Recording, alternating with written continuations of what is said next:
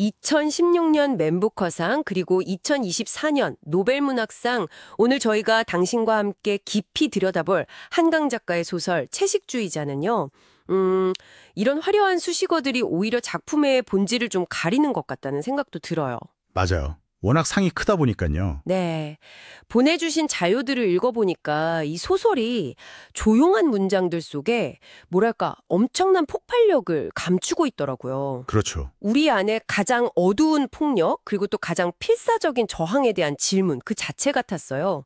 오늘 저희 목표는 이 강렬한 소설의 핵심을 한번 제대로 파헤쳐보고 왜 이 이야기가 이토록 많은 사람들의 마음을 뒤흔드는지 그 이유를 같이 찾아보는 겁니다. 이 소설을 분석하면서 사실 제일 흥미로웠던 게 뭐랄까 그 구조 자체였어요. 아, 그 세 사람을 시선으로 전개되는 방식이요? 네, 바로 그거예요.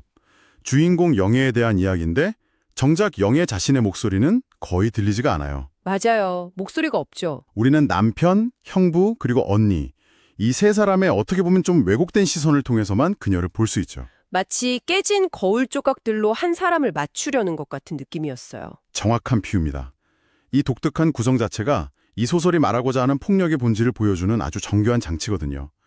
그럼 그 첫 번째 거울 조각, 남편의 시선부터 한번 따라가 보시죠.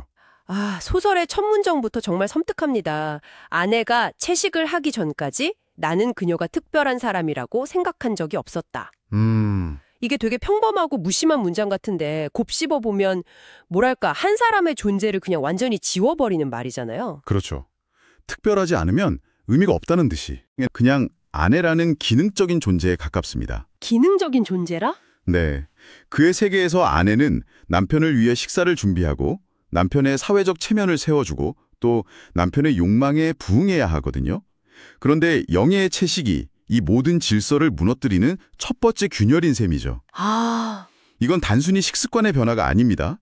고기로 상징되는 그동안 너무나 당연하게 여겨져온 폭력적인 세계 전체를 거부하는 행위의 시작이니까요. 그 거부가 점점 확장되는 게 되게 인상적이었어요.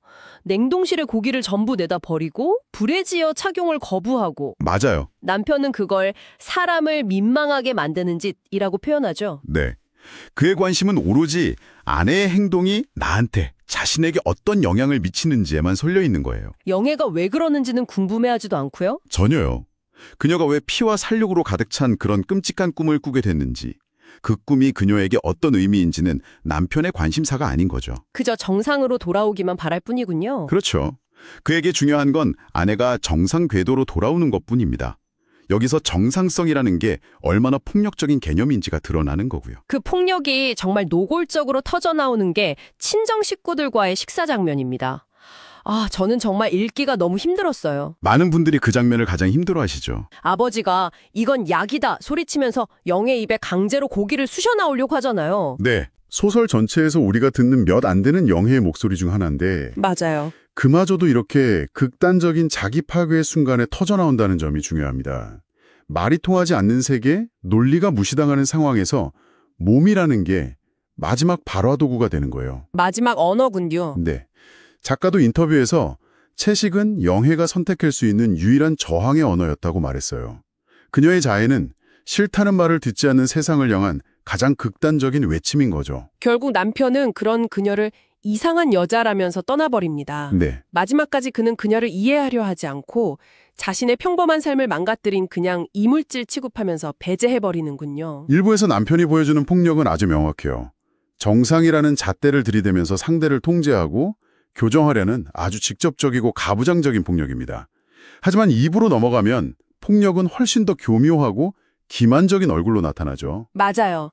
남편의 폭력이 너무 직접적이라 충격적인데 2부로 넘어가면 폭력의 양상이 완전히 달라지는 것 같아요. 그렇죠. 영애의 형부인 비디오 아티스트의 시선으로 이야기가 전개되는데 이 사람은 영애를 이해하는 척, 그녀의 편인 척 다가오잖아요. 네, 처음에는 그래 보이죠. 하지만 그가 처제의 엉덩이에 남은 몽고반점에 집착하면서부터 뭔가 잘못되어 간다는 느낌이 들기 시작합니다. 바로 거기서 폭력은 예술이라는 아주 세련된 이름으로 보장됩니다. 아, 예술이라는 이름으로. 네, 형부는 영애의 상처나 고통을 이해하는 게 아니라 그녀의 기이한 행동과 몽고반점에서 예술적 영감을 발견해요. 그는 영예를 한 인간으로 보는 게 아니라 자신의 예술적 환상을 실현시킬 도구, 즉 살아있는 캔버스로만 여기는 거죠. 캔버스라니. 이것이 바로 대상을 완전히 사물로 만들어버리는 물화의 폭력입니다. 그는 그걸 꽃이라고 부르죠. 순수하고 원시적인 생명력의 상징처럼요. 맞아요. 그러면서 영애와 다른 남자의 몸에 꽃을 그리고 그들이 성관계하는 장면을 촬영하려는 계획을 세우죠. 이 장면들을 묘사하는 한강 작가의 문장이 정말 기이할 정도로 아름다워서 더 혼란스러웠어요. 어떤 부분 말씀이시죠? 햇빛이 인맥을 타고 흐른다. 이런 아름다운 문장 바로 뒤에 피가 입술을 타고 흐른다 같은 잔혹한 문장이 따라붙는 시기니까요. 그게 바로 한강 작가 문장의 힘이죠. 아름다움과 잔혹함, 상명과 죽음이 종이 한 장 차이로 붙어 있다는 걸 언어를 통해 보여주는 겁니다. 아, 형부의 예술행위도 마찬가지예요. 겉보기에는 아름다운 꽃을 그리는 행위지만 그 본질은 영예의 의사를 완전히 무시하고 그녀의 몸을 자기 욕망을 위한 재료로 소비하는 지독한 폭력이죠. 남편이 아내의 몸을 자기 소유물로 여겼다면 형부는 처제의 몸을 예술적 영감의 재료로 착취하는 겁니다. 가장 소름 돋는 건 영애의 반응이에요. 그녀는 거의 아무런 저항 없이 수동적으로 그를 따르거든요. 그렇죠. 이미 자신의 의지나 몸에 대한 주도권을 완전히 포기한 사람처럼 보여요. 이게 동의라고 할 수 있을까요? 아니면 이미 인간이기를 포기하기 시작한 사람의 침묵일까요? 아주 중요한 질문입니다. 그건 동일하기보다는 자신은 몸과 자아가 분리되기 시작했다는 신호로 보입니다. 분리요? 네, 그녀의 자아는 이미 몸이라는 감옥을 떠나서 다른 차원으로 넘어가고 있고 남겨진 몸은 그저 형부의 행위를 무감각하게 받아낼 뿐인 거죠. 결국 이 사건이 아내에게 발각되면서 모든 것이 파국으로 치닫고 영애는 정신병원에 입원하게 됩니다. 그녀의 저항은 역설적으로 그녀를 세상으로부터 점점 더 완벽하게 고립시키고 있는 거예요. 그렇게 그녀는 남편에게 버려지고 형부에게 이용당한 뒤에 이제 정신병원에 갇힙니다. 마지막 3부는 이 모든 과정을 지켜본 영애의 언니, 이내의 시선으로 진행되죠. 네, 그렇죠. 이 시선이 가장 이성적이고 현실적이어서 오히려 더 큰 슬픔을 느끼게 했습니다. 이내는 이 소설에서 가장 현실적인 인물이에요. 성실한 아내, 책임감 있는 엄마, 좋은 딸로서의 역할을 수행하면서 묵묵히 세상을 버텨내는 사람이죠. 네, 우리 주변에 있을 법한. 맞아요. 그런 그녀의 눈에 비친 동생 영애는 이제 모든 음식을 거부하고 물만 마시면서 자신이 나무가 되어 간다고 믿는 완전히 망가진 존재입니다. 영애가 물구나무를 서서 햇빛을 받으려는 장면이 나오잖아요. 아, 네. 그 유명한 장면. 팔은 가지처럼 뻗고 다리는 하늘을 향한 뿌리처럼요. 식물처럼 광합성을 해서 살아가려는 듯한 그 모습은 정말 잊을 수 없는 이미지예요. 그렇죠. 이걸 보면서 이내는 동생이 완전히 미쳤다고 생각하면서도 동시에 무언가 다른 감정을 느끼기 시작하죠. 여기서 카프카의 변신과의 비교가 아주 흥미롭습니다. 보내주신 자료에서도 이 점을 지적하고 있는데요. 아, 벌레가 된 그레고르 잠자? 네. 그레고르 잠자의 변신은 어느 날 갑자기 일어난 수동적이고 불가해한 사건이었잖아요. 그렇죠. 본인도 원한 게 아니었죠. 하지만 영혜의 변신은 다릅니다.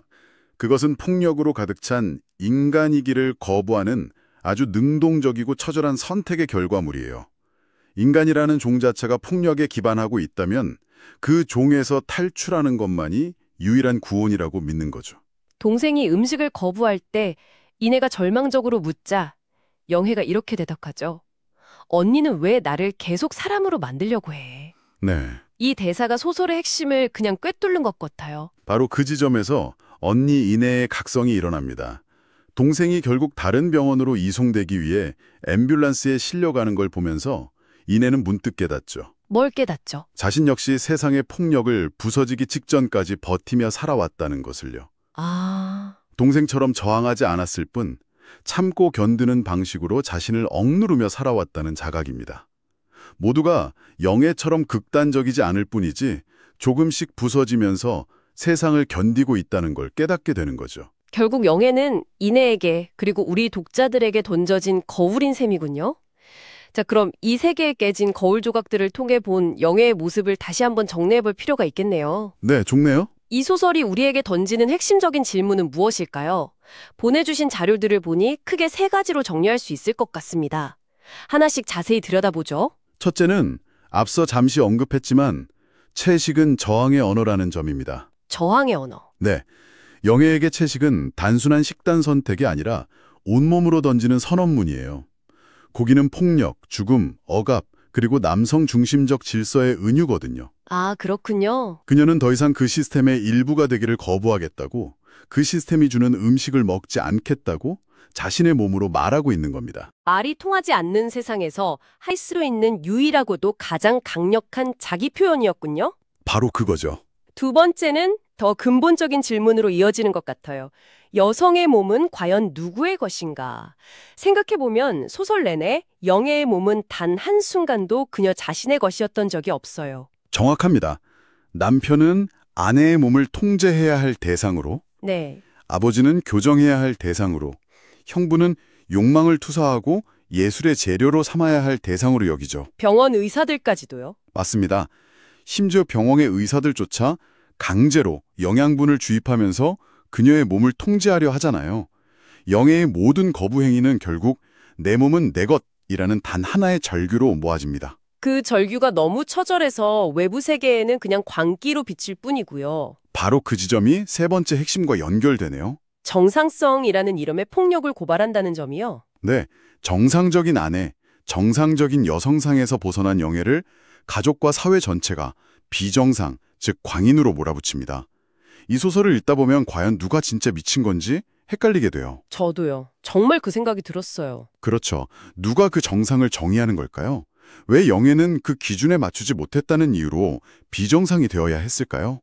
어쩌면 영애의 광기는 정상이라는 이름 아래 수많은 폭력을 묵인하고 살아가는 이 세상의 광기를 비추는 거울일지도 모릅니다. 그저 우리보다 더 정직하게 그 광기에 반응했을 뿐이다. 네, 그렇게 볼 수도 있죠. 확실히 이 소설은 읽기 쉬운 책이 아닙니다. 자료에서도 읽는 것이 곧 견디는 것이라고 표현했더군요. 정말 적절한 표현이에요. 영애가 겪는 고통을 독자도 함께 통과해야만 하니까요.